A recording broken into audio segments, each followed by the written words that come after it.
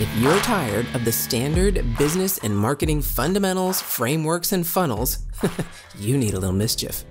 Get ready to turn up the volume on the CEO Mischief Maker podcast, where you access conversations with seasoned business owners who have smashed through mindset barriers, innovated the standard boring business and marketing playbooks, and executed future-paced strategies with bleeding-edge tools and tactics to micro-fail their way into massive success and growth.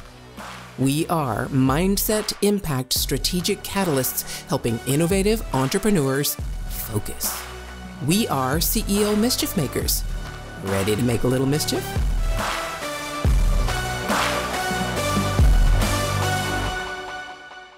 CEO Mischief Makers, welcome to Friday, my favorite day, because now we get to take all the stuff we talked about on Monday and Wednesday and distill it down to, all right, what are you going to do next?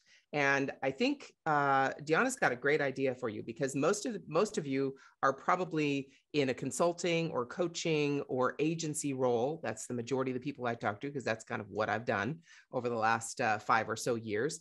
And let's see how we can start thinking about this whole SaaS model. So Dianna, strategy and tactics. What kind of strategy can, let's say, consultants and agency owners use to be able to get themselves ready for and then actually benefit from this new no-code SaaS tool?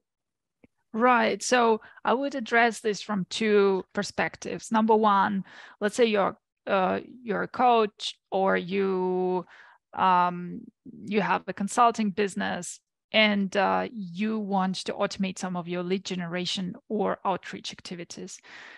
So if you hire someone to build something custom for you, you need to be always aware that this is going to be more expensive in the first place. And second, it's not going to be maintainable or much maintainable.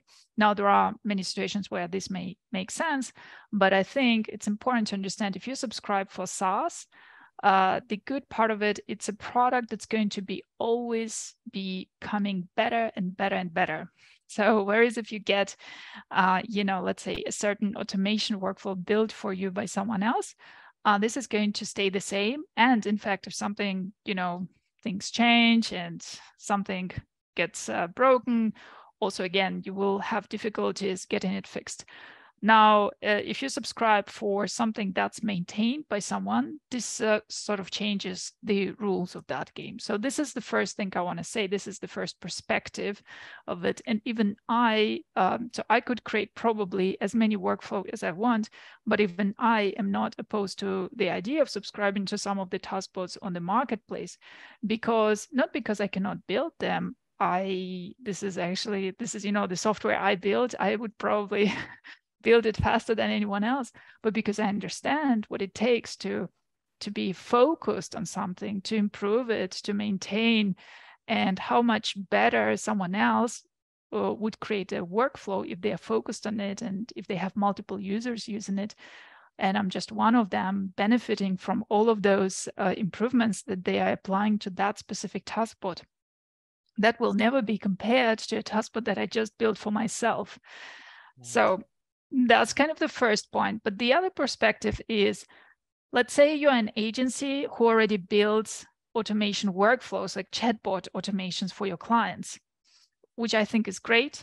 And this is also high ticket, low volume business, has many benefits and advantages. But what you could do, you could also add a SaaS product as part of your diversification. Because with high ticket, low volume, projects, obviously you cannot gain as many clients, right? But if you offer SaaS, you may gain, let's say, hundreds of users who are paying a relatively low price. So, low ticket, high volume business. And those revenues are recurring. And it doesn't mean that you need to switch from one to another. In fact, the SaaS business can be really beneficial, because those initial users who subscribe, let's say, for your automation, you may even be able to convert them to your consulting project, because you will start building relationships, because you can, send to them email newsletters, automations, and whatnot. So you can engage with that community of your subscribers. So I think it's a great strategy, even if, for example, you run an agency, you're focusing on consulting work, but you have part of your team is tech savvy enough to, let's say, build workflows, or you're already building something like chatbot automations for your clients, then I think it's really worthwhile to consider, can you actually open a new revenue stream for yourself and start building SaaS? Maybe not even with ZeroWork, but take some other no-code tool and create a front-end application, maybe something like that. So, because I think this is a fantastic opportunity right now with the emergence with no-code tools for agencies to diversify their revenue stream from this kind of consulting work towards recurring SaaS revenues. Oh my goodness, yes. That is, you just described exactly what I've been focused on for at least the past, let's say, 8 months. And think about it. So we're recording right now toward the end of 2022, and who knows when you're listening to this. But during this time, there is a lot of uncertainty. We've got an election that is happening in the United States, and there are, Elon Musk just took over Twitter. So there's, economy issues and inflation and all these things. There will always be uncertainty in our world. And, there's a difference between a bear market and a bull market. So those kinds of situations, if you set yourself up to be diversified so that when there's a time when consulting and your chatbots or your Facebook ad agency or whatever your situation is that needs high touch, high ticket, low volume work, then you can flourish in that side, but at the same time still keep this low ticket, high volume, very specific solution oriented product. And then you can switch to a time when maybe it's more lean and there aren't a lot of people hiring consultants. You have that built so that you can then continue promoting that side. You hedge yourself, you protect yourself, and at the same time, you allow yourself to solve problems for people that are key issues that they need solved. And when you solve them this way, they are very, very happy, because even though it's a low ticket solution, it is a problem that they've either had to hire someone to do manually and figure out, and takes a long time to accomplish. And when you do that, you automate that. It's like fresh air has just come into the room, and they can now breathe and do other things, right? I mean, that diversification, I'm telling you, CEO Mischief Makers, if you are not doing that, you need to do that right now. So thank you. I'll get off my soapbox. I just love this. It is really something that I haven't seen the opportunity to take advantage of this in an easier way. Yes, I could I've talked to many people. I could hire developers and say, I've got this idea for a SaaS, and then have them build it and go back and forth. I've worked with people who've done that. Not that it's a bad thing, but it's much more difficult, much more expensive, and takes a lot longer.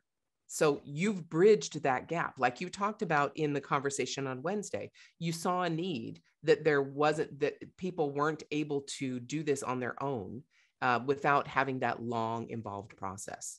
So what else do we maybe need to understand in this whole strategy and the tactics to be able to implement that for ourselves? Is there anything else that you can think of? I would say kind of building up on what you just said you could have a product idea, and then you can hire, let's say, developers to develop it for you. I would say this can be tricky. And the reason is because in the early days of your product, it's very, very changing. In fact, you want to change a lot based on your initial user feedback. And so to be able to have the tools which you can build your product, iterate yourself is really important, or at least for the person who is able to, let's say, apply that product mindset. So let's say maybe there are two partners, like two co-founders. One is more on one side, but there is someone who is actually able to distill user needs into product requirements and be able to build that product. I think it's very empowering to be able to do it on your own with a no-code tool instead of working with maybe an outsourcing team that develops for you. I'm sure you've heard so many stories, and I myself, where this just goes wrong because the outsourcing team is, let's get back to the very initial conversation, because the outsourcing team has which mindset? Consulting mindset. They don't have the product mindset. And sure, you can tell them what to do, but it's never going to be 100% how you envision it, or how you were able to understand when you were talking to your users how they needed it to be. So that's why it's so cumbersome. And that's why I think no-code tools are just such a great way to be able to build SaaS products for those who are not developers. Yes. And so the only thing I would add to that, I agree 100%. Not only that, in that process being so long and having to start with the development team to do it, the speed of change has only gotten faster.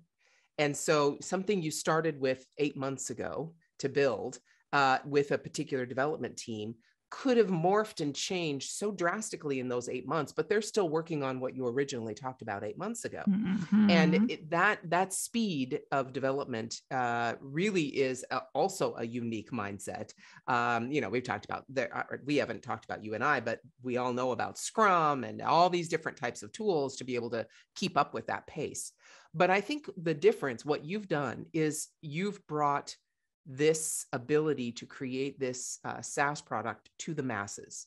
So myself, there was a post put by one of my friends on social media, and she put in a big workflow, and it had all the little blocks, and that is like Disneyland to me, right? I love that. I just dive into that and go, this goes here and that goes there. I love it. If you are a person who also loves that, and you see some kind of a workflow like that in an image, in a mind map, and you're like, wow, that lights me up, I love that, then you need to dive into this, because that's exactly what we're talking about. The specifics of this are, I'm going to start here, then I'm going to go here, then I'm going to go here, and I'm going to connect these things. And oh, wait a minute, I forgot about this, and I've got to put that into the middle of this step. And that kind of process. Now, I'm not going to lie to you and say, oh, it's so easy and simple, and you just put up a bunch of blocks and things happen. No, of course not. If you're looking for something like that, this is not it. This is a process that if you are dedicated, like Dianna talked about in the last conversation, if you're dedicated to solving a specific problem, you know it inside and out, you've talked to people about it, you understand the process, and you really want to solve it. And then people get excited when you solve it for them, and then you iterate and you figure out other things, or they give you other suggestions. You're like, oh, wow, I didn't think about that. And you put it in, and you actually are dedicated to that process. This is for you, because now the ability to create these kinds of processes, that is in your hands now.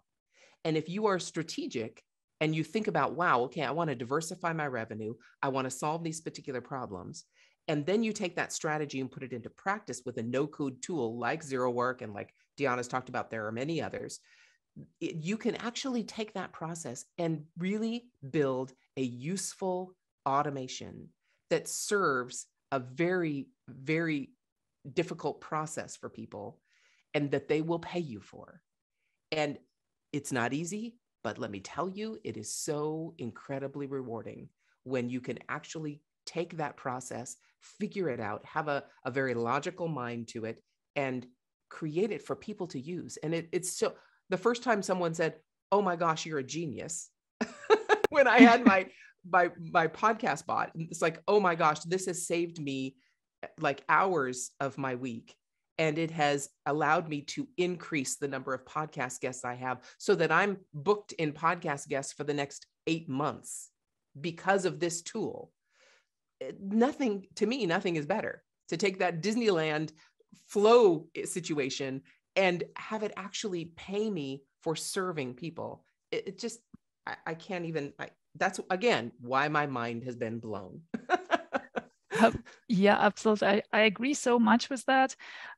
Because even some of the creators who publish on our marketplace, I notice again and again, it may be complex or take time, but it's incredibly satisfying to have your own product. It's just not comparable to doing something for the client and give it to them. It's like creating your own vision on something while working with the users and having the satisfaction that that the life of those users is made better by your product, and that they recommend it to other people to subscribe and use. This is incredibly satisfying. I agree 100% with you. Okay, hold on. If your mindset was shifted, you were inspired to innovate, and you were spurred into action, don't just move on with your day. Focus, my friend, and take a few minutes to visit CEOmischiefmaker.com to learn more about the value that was shared with you today. Please act now and create some CEO mischief of your own.